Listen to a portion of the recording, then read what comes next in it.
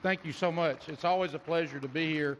This is such a great meeting. It brings together a lot of decision makers, not only in Texas, but in the Southwest. And, you know, Louisiana, for a lot of people, once you get past the Mississippi River, you're sort of in the Southwest. So we are glad to be a part of this, and I'm really happy to be here today. For those of you that don't know, the Southern Rail Commission is a three-state compact of Mississippi, Alabama, and Louisiana. It was formed in 1982 by an act of Congress. So we have federal standing, which allows us to do some things with applying for grants, doing work with the federal government, with the Federal Railroad Administration, with Amtrak in a very unique way.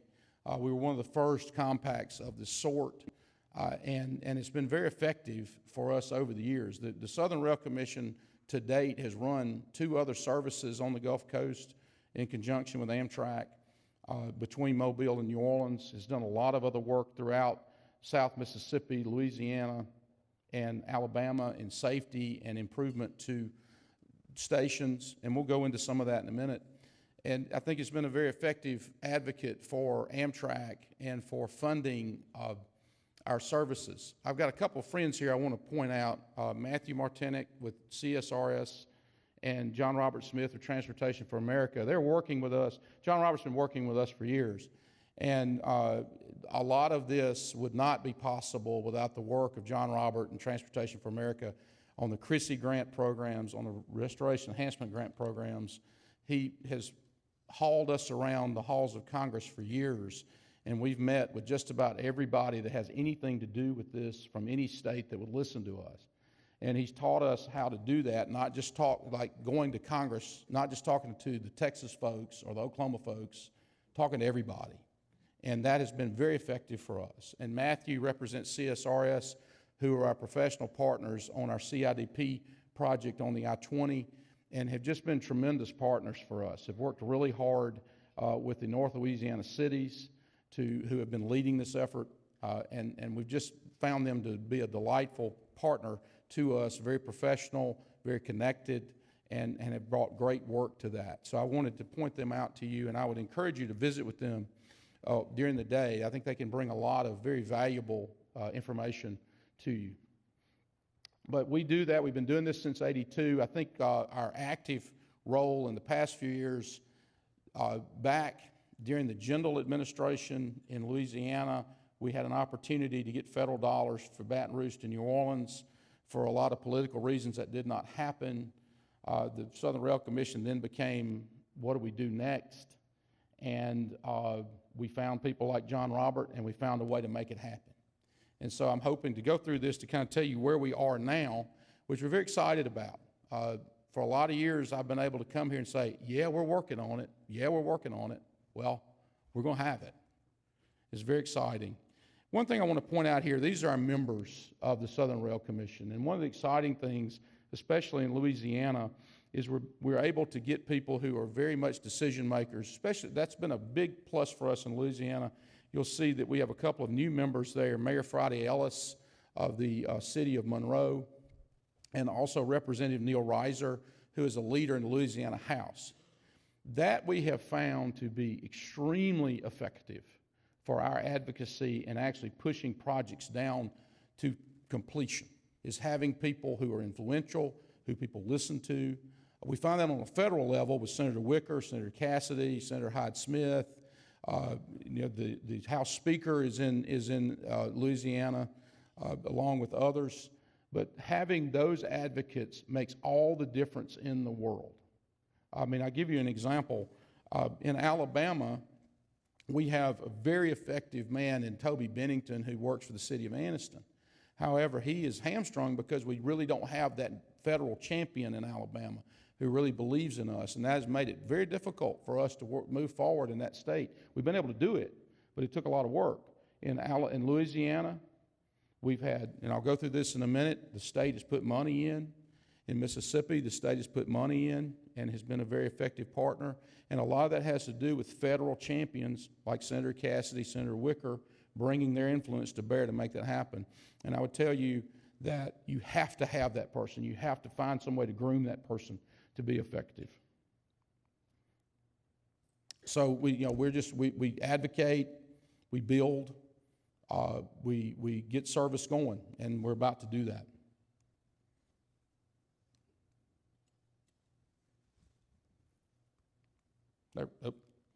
So I think most of you are familiar with most of what we're trying to do.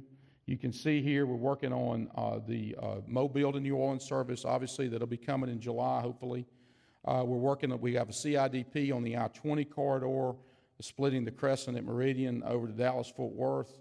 We also are working on, and the state of Louisiana, through its DOTD, has a corridor ID project in process right now between Baton Rouge and New Orleans, which we are working with them on.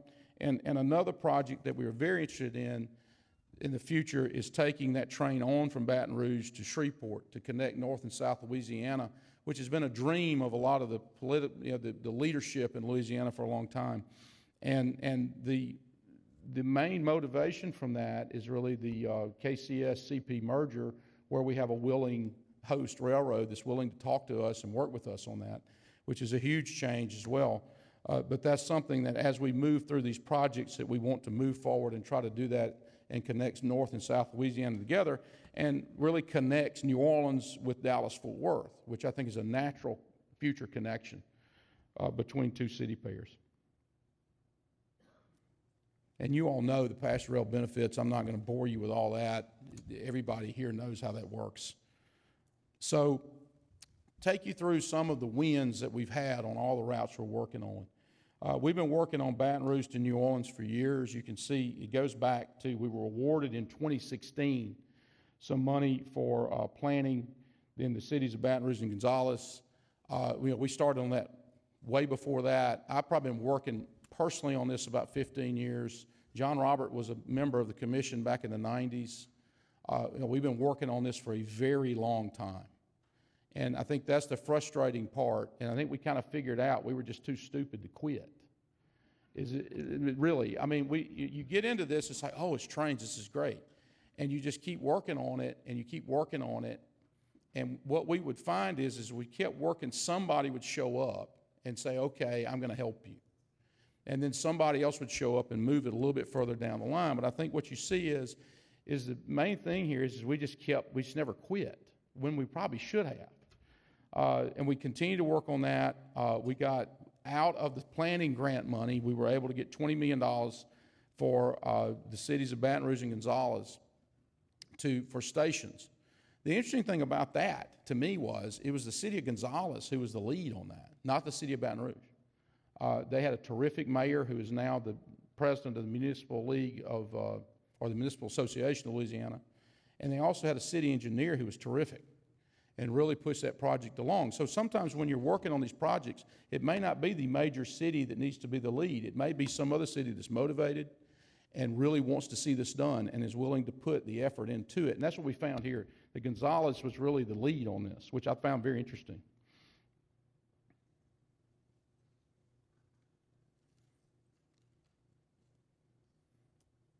The other thing that's going on in Louisiana, which is very unique, is a heavily Republican-led legislature has put money, and you'll see this also on the I-20, has set aside dollars to match federal dollars to move these projects along. So the Louisiana legislature has $37.5 million that they did in a previous session that is sitting with DOTD to match grants to move forward the Baton Rouge to New Orleans service.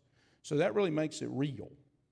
We're not just talking about it, and the legislature's not just talking about it. But I want to emphasize to you that it is not a partisan effort.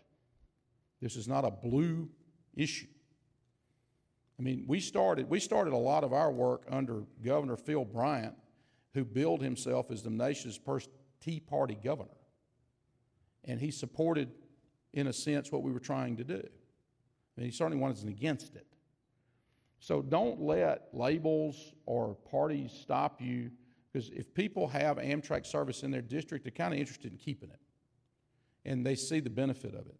You'll see we also got, DOTD was awarded a Carter ID grant, and the Southern Rail Commission also received a Interstate Compacts grant, which will double our budget and really help us as we try to ramp up these services. But DOTD is actively moving forward on the Baton Rouge, New Orleans. We've been working with them. They're working with H&TB to get that done. And so we're very excited about moving forward with that. So here's the one that we're actually going to run in New Orleans and Mobile. You can see that we got a tremendous number of grants. Some of them we got, turned them back in, got some more. R&E grants. We've got a third R&E grant, I think a fourth R&E grant with Amtrak for this that will make this real, that will leverage the state dollars and the money from the city of Mobile to operate the service.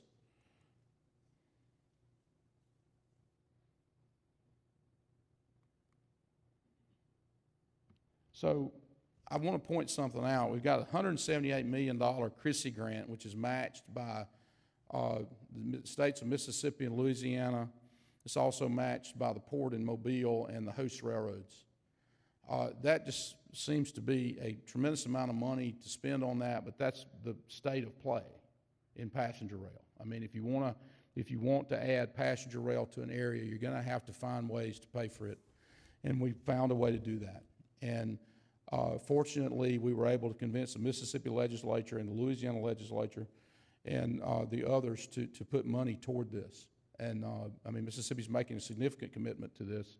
But what it will result in, and this is how you sell it to most people who don't really care about passenger rail, it will convert the railroad between Mobile and New Orleans into a 21st century railroad. They're basically running it now as a one-way street because their sidings are too short to accommodate the very long modern trains that are run. Now they will be able, 24 hours a day, 7 days a week, they will be able to operate this railroad as a bi-directional railroad. So there's a tremendous, tremendous benefit to the general public on top of passenger rail that this is going to become a state-of-the-art rail corridor from New Orleans to Mobile, and also in the new world of shipping. And we really don't know where that world's going, I guess, but between Mexico and the southeastern ports in the United States. And I think this is a big deal for CSX, it's a big deal for Norfolk Southern, it's a big deal for Amtrak and all of the partners there. And we were able to work on that. That was not easy by any stretch of the imagination. Again, it's one of those things you just have to keep working at it. You have to keep working at it. You go home and fuss about it. You go back again, you keep working at it. So we thought that the service was going to start in June. So in the last couple of weeks, one of the last things we have to do, we've gotten contracts executed or about to be executed with all the partners, City of Mobile, State of Mississippi, and we found out State of Louisiana has approved their contract, so that's done. We're done with that. The only thing left is getting the platform and house track built in Mobile. Well, when you start digging up stuff in cities that have been occupied for 300 years, you find things that obviously people have forgotten were there. And so that has delayed us probably about 3 weeks, where they found some sewer lines that they didn't know were there in the ground, and they've solved that. Our projected finish on the platform is right at the end of June, so they need about 3 weeks to certify the crews on stop and start at the new platform. So that puts us mid-July, barring anything unusual. So be looking for in the next week or so an official press release from Amtrak, Southern Rail Commission, and the states announcing the service. So this will be the first real, this is stake in the ground. They will be announcing the service and announcing what the schedule is, when they think they'll start selling tickets, which probably should be mid-May. So be watching for that. It's exciting. It's very exciting. And, we're selling this also as we go through this time when we really don't know what the direction of passenger rail in this country could be. I mean, I choose to believe it's going to be it's going to be positive and a good thing. And we're going to work and make this happen. But you see on here that the train connects with the Crescent, with the City of New Orleans, and the Sunset Limited.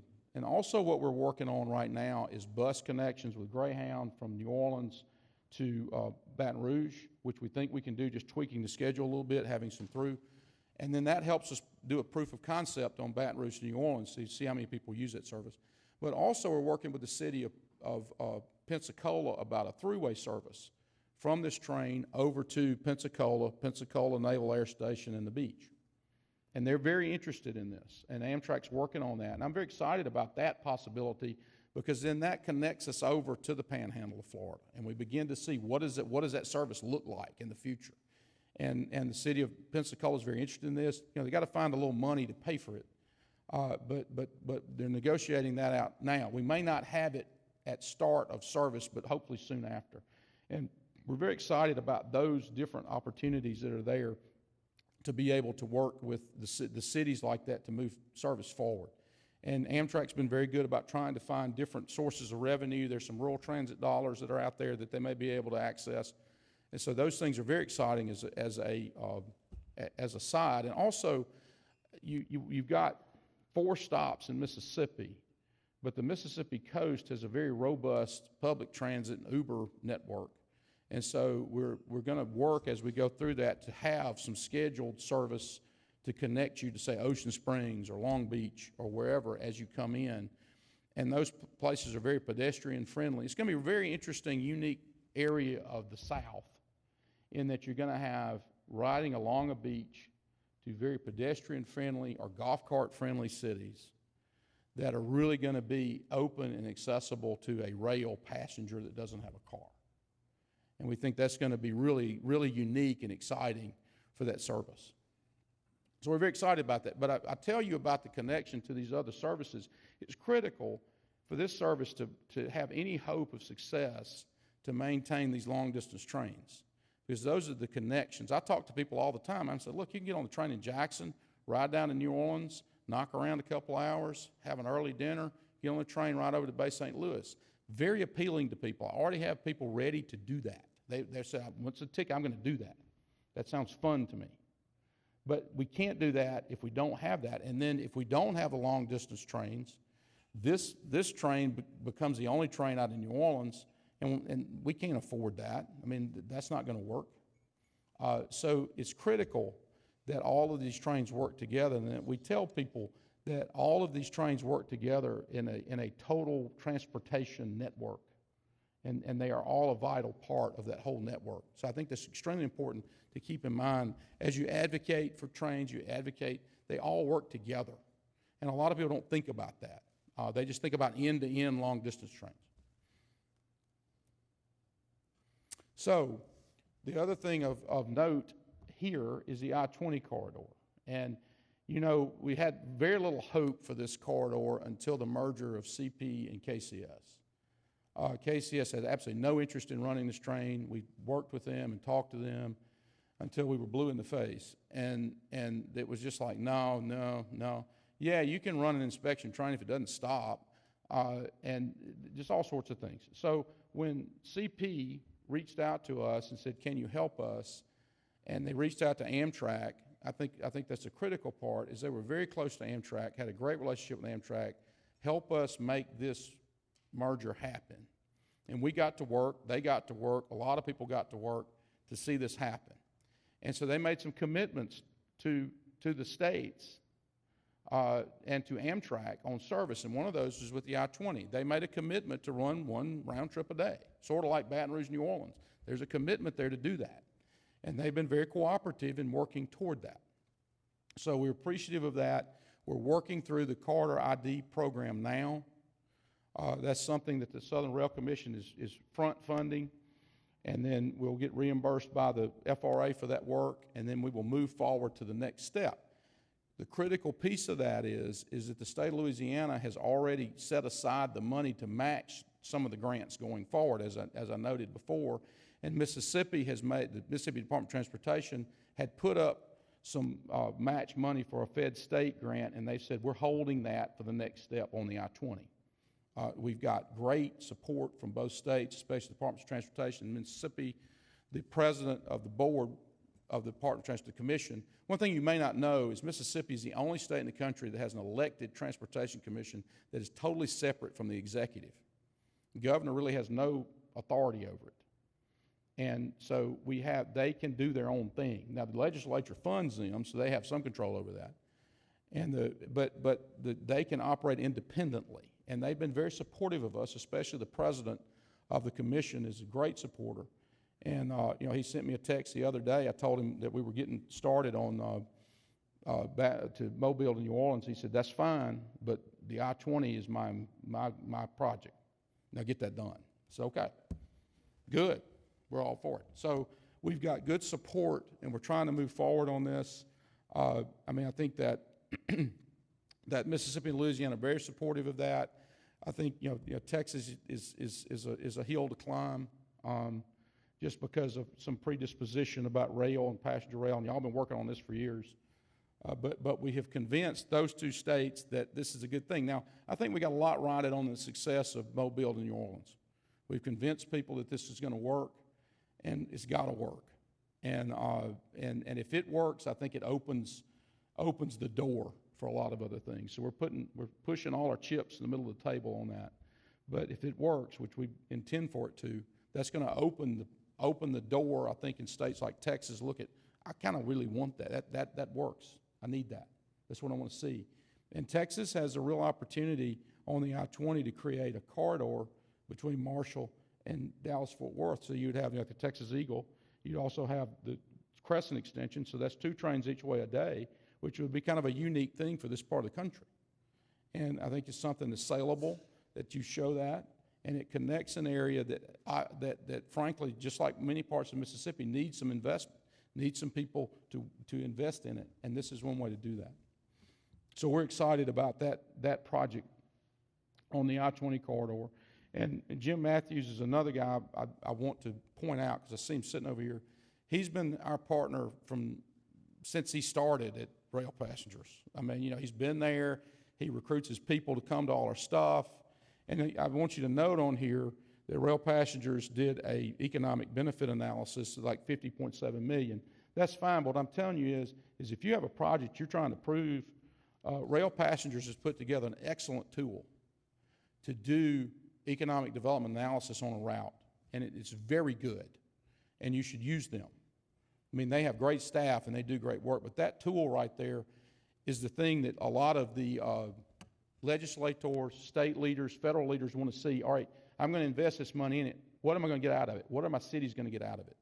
And this is a way to show this is what's going to come to you, and you'll see 4 and 5 to 1 returns on that. So use him. He's one of our friends, a great partner, and we appreciate him. So support him and support what they do as well. But we're excited. We're finally going to get something done. We're going to get to stand in New Orleans, hopefully with the governors, and roll a train in there with the bands playing and the music going. And the very next day, we'll have paying customers on that train. And it's something that we've worked for since Katrina. We're almost 20 years. I remember doing a Katrina plus 10 update. You remember, John Roberts, you were on TV from D.C. with the very latest. And, the very latest 10 years ago. And so what that proves is that it takes a lot of people. It takes a lot of effort. You have to cooperate with a lot of people. You have to swallow your pride and ego a lot and say, okay, we're going to move together. We don't really care who gets the credit for this. We're just going to get it done, because at the end of the day, we want this service. Because I can tell you the cities in Mississippi are extremely excited about this, and they see the potential of it, and they are very excited about it. I really can't wait for that inaugural train to see the people like we had in 2016 come out and greet this train. I think it's going to be a very special moment for us. But I appreciate the opportunity to come. I'm excited to be able to bring you something positive. It's not just a dream, it's a reality. And hopefully next year I can come back and say, man, we're just breaking ridership estimates and it's all wonderful and great. I hope I'm going to envision that anyway, that's what we do.